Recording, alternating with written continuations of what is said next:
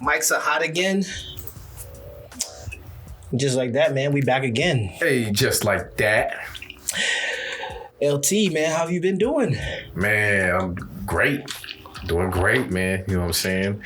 Out here in this podcast streets. In this videography realm. You know what I'm saying? Word. I see you brought the classic out.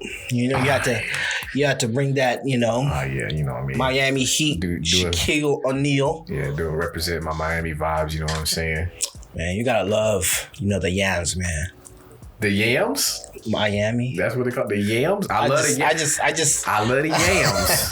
I don't know. Like King Kendrick said, I love the yams. But I mean, that's a different yam. I would just, you know, okay, what's the yams? You gotta love Miami, and you do have a lot of history out there. Absolutely, man. You know, talking about your legendary father. Right. The amazing group that the pioneers that they truly are, the True Life Crew. True that. You know. And what they did for music, talking about censorship, freedom of speech, you know, and the stuff considering the trials and tribulations that they had to, you know, overcome throughout their time. So Today, you know, like I'll let you say it. What does today mark? You know, it's the anniversary of my father's homegoing. So just really celebrating his memory. Absolutely. You know may his soul forever, you know, rest in peace. And we appreciate what he did for the culture. And without him, there's not many of us in this space of entertainment. So salute to the legend. All right. So let's get into the show, man. Let's go. All right. What did we just see?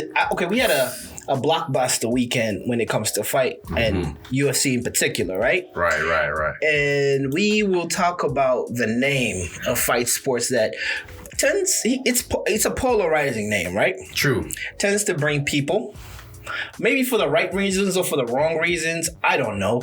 He's one of the biggest draws. Absolutely. He did it again. I want to see those numbers. Maybe we could break down those numbers. Yeah. But he had a trilogy. Right. A trilogy with, you know, Louisiana's very own Dustin Poirier. And you know who we are talking about. We are talking about the notorious himself. Right. Conor McGregor. We getting right into the shits, man. What did you see? What did we see? We saw a tough break. Bad pun. Literally. Yeah. That was crazy. We seen a bad break, man. You know, he came out, he looked game. He was doing what he had to do, which was relying on his timing. Right. As Poirier came in, he was trying to catch him coming in, you know, a little counter here or there, not too much else. Poirier was dominant, showed a dominant display once they got into the rhythm of the fight. And leading up into those fatal moments where some people say they look like something popped while they were on the ground or something. And of course adrenaline is going and you may not feel that in a moment. But Conor did some kind of weird movement where he, you know, we know when you strike, you got to plant and you got to turn over. But at the same time, he was fading away. And I think just that combination was just what sealed his fate. Created the fracture. Unorthodox movement. Yeah, I mean, it's unfortunate. I mean, especially like, you know, you had a good training camp, probably took a nap, smoothie. I don't know what preparation you do before a fight, but I would imagine just being a fighter, preparing your body for those 5 rounds, and your body, you know, falls or succumbs to this, which is a fracture that became compound, right? Yeah. No, did it become compound? I don't think it became compound. It didn't get out of it broke.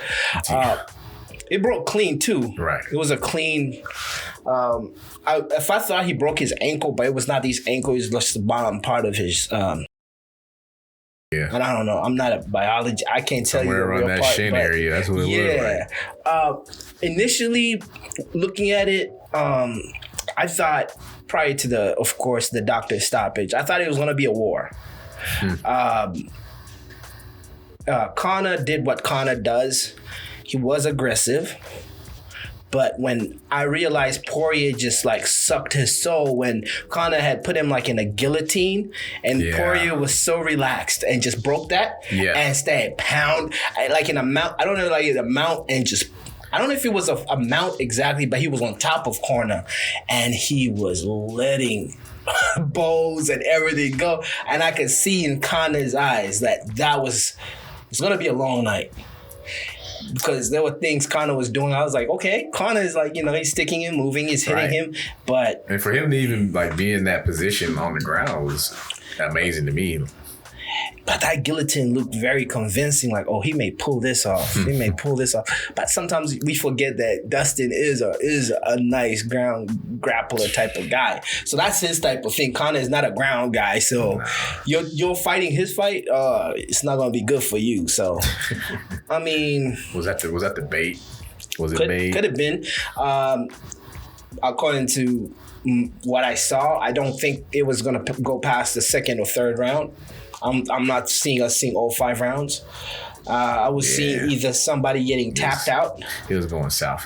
I mean, he was bleeding from the ears. I don't know what had happened there. That part too. Yeah. And so it was anticlimactic in the finish. Yeah. But we seen the direction the fight was going. Yeah. Granted, anything could happen. Yeah, and even talking about the actual fracture, I don't know if it was from a check that a check kick and Conor, and it broke, but it had not yet moved from its place. Because I just, like you said, Conor planted, and he's like, whoa, something is weird. He went down, and he's like, and I think, was it Poirier that pointed at it? And the ref was like, oh, or was it Conor? Because I know Conor went down, and I remember Poirier pointed like, yo, this dude got something wrong with him. Like, but maybe I just watched too many fights that day, and I had a few beverages. Yeah, I got that wrong, but I think Dustin just went for the hammer fist because he really don't care. And, I mean, anybody that taunts after that, you just IDGAF. Absolutely. You never want to see that, regardless of whatever personality and whatever lead up to the fight that whatever persona someone leads, like a Conor who's very polarizing. But again, I just wish him a speedy recovery. Not very classy of a post-fight speech, but I don't want a mic in front of my mouth when I'm in shock. I've just broken my leg, and you're trying to you're not gonna get the same version of me. Again, that part. Did we put me on some oxygen mask and get me out of there or something? If you're watching this, I know you've seen that meme when they said, "What's Joe Rogan?" They said he gonna get his post-fight interview no matter what the circumstances. If I get shot and I'm in shock, my body's not. Why I'm like you understand how the body is in shock with pain and what you react to. If you have a wife or a significant other, childbirth will let you know that somebody can say stuff that they don't mean. So I really didn't put too much. Like, everybody on Twitter was like, "Yo, he's not classy." How can you be classy? He was pissed. I think he was pissed that they were asking what happened. Bruh. That was crazy. But anyways, moving on. We had amazing main cards in that fight. Some of the cards I'll just run through them really quick. Burns versus Wonder Boy. We saw how that went. Wonder Boy is another person like Conor. I think they're losing that allure. I mean, Conor is still blockbuster, and I don't know, for some reason people still want to see him. Wonder Boy is that same person. He has been struggling a lot, and for some reason he still believes he's the solution for Usman, but he's getting slapped left and right from the people that Usman just runs through, like a Gilbert Burns or what's his name, Covington. All we can say to that is styles make fights, and he believes his style is what, because he's world class karate, kung fu guy from ever since he was a kid. His videos are all over YouTube. But again, you're a karate guy. You get a Usman, he's gonna be the alligator that gets the lion into the water, and let's see if you could fight there. So I don't know. He believes that style could make a difference. Greg Hardy, former NFL Pro Bowler. Greg Hardy fought Australia's very own Tai Tuivasa. That was a first round knockout. I can't say too much about that. Greg, I don't know if it was the footwork, but he fell victim to a left hook to the eye, and it stunned him. And of course, he was down. He was not responding, and Tuivasa went for the finish. Referee stopped it. First round knockout. We'll talk about the ladies. Irene Aldana versus Yana Kunitskaya. Forgive me, people from that end of the world. Kunitskaya. That also ended with a knockout. Aldana won that one. We'll talk about Sean O'Malley versus Chris Coutinho. This was also a slept-on card. This fight was amazing. I've been a fan of Sugar Sean. Very entertaining. Probably one of the best strikers in the NFL. In the UFC. I was talking about Greg Hardy. In the UFC, very clean hitter, very precise, never wastes an effort. Everything is clean. Landed. I think there is a record there, and correct me. I remember during the fight, those guys who were doing the analytics said he landed 85% of his strikes, which is ridiculous. Like, Chris Coutinho had no head movement, but this dude was like a zombie. You keep, when you play those zombie games and you just keep coming forward. You're using a shotgun and you just blasting and he's just coming, even if you just, ripping the zombie's torso and it's still coming at you. This dude was not giving up, and it really psychologically messed with Sean's mind, because not a lot of people in his weight division can take his clean shots, flash like this kid was from, I think he's from Portugal, from Massachusetts. Massachusetts is where he trains from, Chris Coutinho. And I also just disagreed with the Herb Dean's decision of ending the fight 30 seconds to the end of the third round, which is the last. But you let this dude become target practice all other 2 rounds. Man. Why don't you just finish? I know you're trying to look out for the fighter, but I don't understand that. But yeah, you always want to see him finish. But yeah, it's the official's job to make sure that nobody gets hurt too bad. Yeah. So salutes to both those fighters. Congratulations to Sean O'Malley for the win. Now,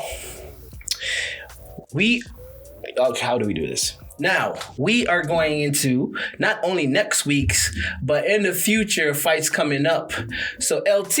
Yeah, strap. Who's fighting? All right, UFC 265, sorry. UFC 265, Derek Lewis versus Cyril Gane. I feel bad for Derek Lewis. I think he deserves his Francis Ngannou moment. Derek Lewis, heavyweight, he holds the record for the heavyweight knockouts on the UFC history. We want to see that second fight. I don't know why Dana White's not making that happen. Derek Lewis has been winning all his fights like the last 2 years. So I think he lost to he's got 4 in a row. He lost to Stipe. That's weird. He's got 4 in a row. He lost to Cormier. After Cormier, he lost to Dos Santos, which was here at Interest Bank Arena. But he's ripped off 4 wins in a row. Since then, he's got, What's his ranking? What's his UFC heavyweight ranking? I believe he should be number 2. I'll be surprised if Stipe is still a number 2. I know his last fight he got laid down. He got parked by Francis, but I believe he may be number 1 or number 2. Let me tell you again. Contender. Like, when you're in the arena, I don't know if they got microphones in that cage or not, but when you're in the arena and you hear the sound of these giants smacking against each other, right? Man, it's crazy. It's like everybody knows WWE when it's like, whoosh, ooh, but real life, crazy. I think about like whales, or maybe is it whales that they like throw themselves at each other? Right. Just that velocity and the sound of that thunder moving that mass. Yeah. Okay, so we also have the return of the legend, the GOAT, Amanda Nunes. Should be fighting Juliana Pena. What is there to say about anybody that goes against Nunes? You're gonna lose. She's just too good. I mean, she's just too good. I mean, at this point, she needs to be like an action superstar. I mean, I don't know how good her English is. It's pretty good. It's actually really, it's understandable. You can understand exactly what she's saying. Right. Which is good enough. Still maybe that's accent. the angle that they have to take. Portuguese accent. That's the angle they probably had to take. It's like, hey, she got an accent, but you got to deal with it. Like, it never stopped like Arnold. That's what I'm about to say. You know, it never stopped him. So, yeah, that's where she needs to be. Elevate her. Like, right. Come on, Dana. I think, but also Dana need to do the 360 deal through that. With a person like her and Arnold, right? They were typecasted. They will typecast you into certain roles. Look, you don't want to be a character of yourself in all these movies. But she ain't out here asking to be an actor. I mean, I'm not being sexist here. She's not like Ronda, the way you could use the sex appeal, or like you could move away from being typecasted. But again, you're right. That's an opportunity. Going to the cinema and be an action star, right? Exactly. Yeah. I don't think I'll give, a Mel Gibson role or a Denzel Washington role to Arnold Schwarzenegger. I don't need him holding guns. I don't need him being a lead, suave guy or a dude who's going to show emotion. King Kong ain't got nothing on That would be bad. That would be bad. Yeah. All right. So another legend is returning for UFC 65 to 65. We'll talk about Jose Aldo versus Pedro Monjos. Am I saying that right? I can't imagine that is how you pronounce that in the Spanish. Monjos. Hey, correct me. That's one of. I'm gonna guess Munoz. I could be wrong. Munoz. Yeah. I want to see that. I want to see how Jose Aldo looks like. Last time he fought, he's been losing for a while. I mean, he had that boogeyman feel for a long time in the UFC, and then kind of checked his jaw, and ever since then it's been, shaky for him. But I mean, he's still a legend. He has records in that cage, but he's not been the same. He's not been the same, but I want to see how he looks like. Sometimes I think Jose Aldo's like 50 years old because he's been on the scene for a long time, but he started out really young. So he's like only like 30-something, 35. Maybe he's not that old, but we think he's old. He just looks... Right, he's been around forever. And I always looked at him funny because he had the $150 on his face, and I'm like, who sliced him? And because he has that scar, like when you have the $150 on your face, and you a bad guy, like you. It goes down in Brazil, man. Yeah, come on now. All right, so let's get it twisted. So, LT, let's hop on to your favorite, man. Hey. The BOX, man. ING. The sweet science. The sweet science, man. I'll let you lead on this one, man. So we're looking at Jermell Charlo versus Brian Carlos Castano. Oh, you want me to really drive? Okay. So like I said, episode ago, Castano has a limited record. Right. Now, we do know he has extensive amateur career. Mm-hmm. He's in Argentine, 31 years old. None of that really matters to me because this is going to be a display by Jermell. He has to follow up his brother's performance. Right. He's built and billed as the better of the two. Right. And I think the only reason that he has an L is because he's just a little bit more reckless. Absolutely. But that's what we love about these guys, right? And so, like, we judge them and say, they're not ready. They're not ready for this guy. They're not ready for that guy. But that is what they are. Right. And they're not going to get any more ready than unless they make that conscious decision and say, this is what, this later half of my career, I'm going to take the Floyd approach and I'm going to focus on my defense. No. This is what makes them money. Yep. And they're rich doing it this way. Right. And unless they step in somebody that has some serious danger, I think when they step in there with that threat, with that real threat, they'll make adjustments and they'll respect it. So, yeah. I think Jermell is going to pull this one out. He's known for being exciting. I don't know too much about the brother Castano, but I see Jermell, he's known for the knockout. With that being said, LT, we have to tell the fans we have an exclusive for them. So this episode is going to end right here on this mark. And just like that, LT, strap. Who's fighting?